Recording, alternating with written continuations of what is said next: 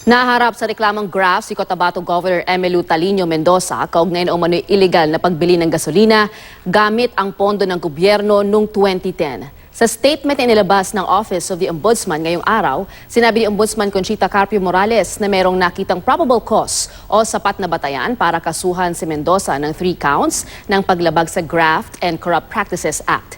Nag-ugat daw ang reklamo sa pagbili ng 2.4 million pesos na halaga ng diesel sa gasoline station na pag-aari ng ina ng gobernadora. Inapurbahan daw ni Mendoza ang pagpapalabas ng pondo ng provincial government kahit hindi dumaan ang proyekto sa bidding.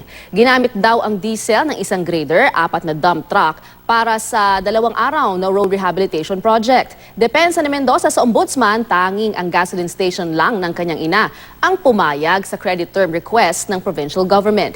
Pero sabi ng ombudsman, hindi ito sapat na basihan para ipagwalang bahala ang requirement para sa public bidding na itinakda ng batas. Sinisikap pa hungkunan ng pahayag ng GMA News si Governor Mendoza kaugnay ng naturang reklamo.